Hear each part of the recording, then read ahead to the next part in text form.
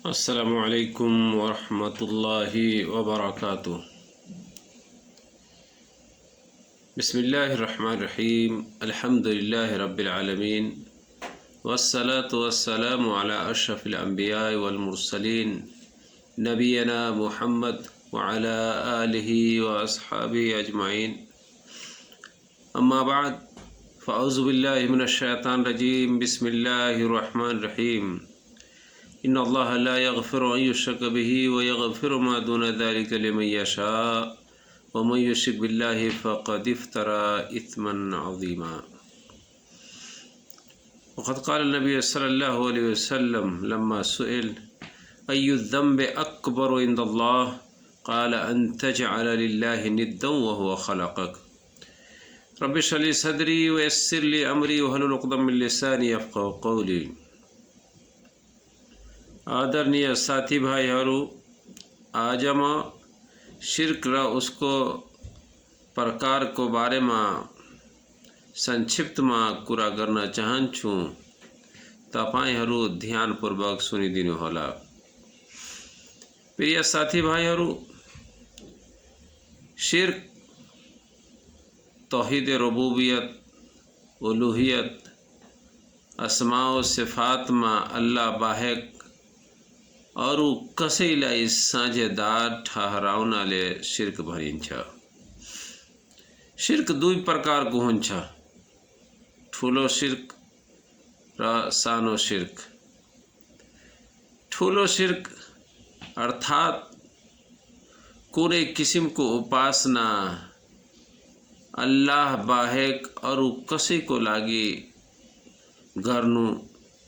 यस प्रकार की शिर्क गर्ने वाला व्यक्तिले यदि मृत्युभन्दा पहिला तोबा अर्थात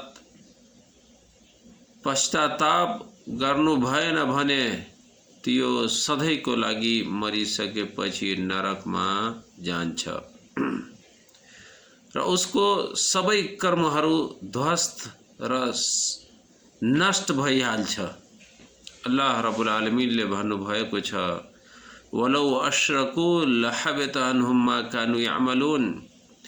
यदि तिनीहरूले अल्लाहसँग अरू कसैको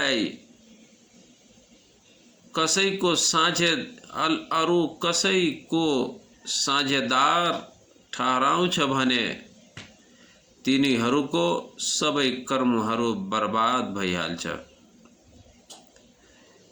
र ठुलो शिर्कलाई अल्लाहले तौबा नसोह अर्थात सच्चा तौबा, मनले क्षमा मागे सम्म त्यो माफ गर्दैन। अल्लाह रब्बुल आलमीनले भनेको छ, इन्नल्लाह ला यग़फ़िरु अन युश्रक बिही व यग़फ़िरु मा दून ज़ालिका लिमन यशा, कि अल्लाह आफ्नो साझेदार बनाउनेलाई क्षमा गर्ने छैन र उस बाहेक अरू जसलाई चाहिन्छ भने माफ गरिदिन्छ र जसले उसँग अरू कसैको साझेदारी ठहराउँछ भने त्यो ठुलो अपराध गरिदिन्छ। ठुलो शिर्कको अनेकौं प्रकार मध्ये त्यो अल्लाह बाहेक अरूसित प्रार्थना गर्ने, मिन्नत मान्ने र बलि दिने र सन्तान माग्ने र प्रार्थना गर्ने अरू अन्य प्रकारहरू छन्, अथवा अल्लाहको तुलनामा अरूलाई कायम गर्ने, जस्तो कि अल्लाह रब्बुल आलमीनले भन्नुभएको छ, व मिनन नासि मन यत्तखिज़ु मिन दुनिल्लाहि अन्दादन युहिब्बुनहुम कहुब्बिल्लाह। केही मानिसहरू यस्तो पनि छन् जुन अल्लाहको तुलनामा अरूलाई कायम गरेर तिनीलाई अल्लाह जस्तै माया गर्दछन्। त्यो ठुलो शिर्क कहिले पनि क्षमा हुँदैन जबसम्म तौबा विशुद्ध तौबा गर्दैन। यदि बिना तौबा गरेपछि यदि उसको मृत्यु भयो भने त्यो व्यक्ति सधैँको लागि नरकमा प्रवेश हुन्छ। दोस्रो किसिम हो सानो शिर्क यो सानो शिर्क कुरान र हदिसमा जुन कुरालाई शिर्क भनेको छ तर त्यो ठुलो शिर्कको सीमा नाघेको छैन भने त्यसलाई सानो शिर्क भनिन्छ। र यस प्रकारको शिर्कले मान्छेलाई इस्लामबाट खारिज गर्दैन, तर तौहिदमा चाहिँ कमी भइहाल्छ। जस्तो कि रियाकारी हो अर्थात् देखावटी कामहरू, त्यस्तै यस्तो कार्यहरू जुन ठुलो शिर्कसम्म पुर्याउन सक्छ तर पुगेको छैन, जस्तो कि कबरको नजिक भएर अल्लाहको लागि नमाज पढ्ने र अल्लाह बाहेक अरू कसैको क्रिया खाने, यस विश्वासको साथ कि फायदा र घाटा दिने क्षमता अल्लाह बाहेक अरू कसैमा छैन, र यस्तो भन्ने कि जो अल्लाहले चाहिन्छ र फला व्यक्तिले चाहिन्छ, र यस्तै अन्य कुराहरू। किनभने कि नबी सल्लल्लाहु अलैहि वसल्लमले भन्नुभएको छ, तिमीहरूको निम्ति मलाई जुन कुराको सबभन्दा अधिक डर लागेको छ भने त्यो सानो शिर्क हो।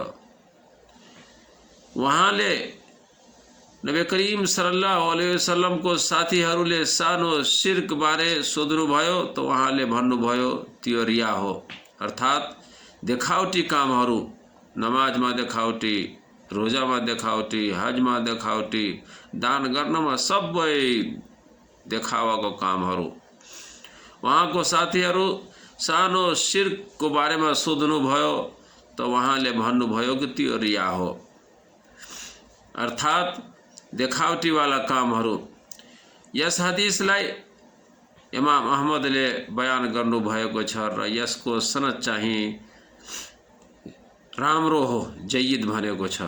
यस्तै उहाँले भन्नुभयो, जुनसुकै व्यक्तिले अल्लाह बाहेक अरू कुनै वस्तुको क्रिया राख्छ भने त्यो अल्लाहसँग शिर्क गरिरहेको हुन्छ। यस हदिसलाई इमाम अहमदले बयान गर्नुभएको छ र यसको सनद सही हो। यस प्रकारको शिर्क अन्तर्गत यो पनि छ कि विभिन्न प्रकारको रोग र दुःखबाट मुक्ति हुनको लागि अथवा सुरक्षित हुनको लागि ताबिज झुन्ड्याउने अथवा धागा र बल्ला लटकाउने जस्तो कामहरू। प्रिय साथीभाइहरू, यदि कसैको यो मान्न छ कि त्यो कुराहरू मात्र कारण होइन बरु आफै लाभदायक अथवा हानिकारक हो भने त्यो ठुलो शिर्कको अन्तर्गतमा सामेल भइहाल्छ। अब अन्तमा अल्लाहसित प्रार्थना छ कि हामी सबैलाई शिर्कको कार्यहरूबाट बाँच्नको क्षमता दियोस् र मरिसकेपछिको जीवनमा हामी सबैलाई स्वर्गवासी बनाओस्। आमीन व आखिरु दावाना अनिल हम्दुलिल्लाहि रब्बिल आलमीन।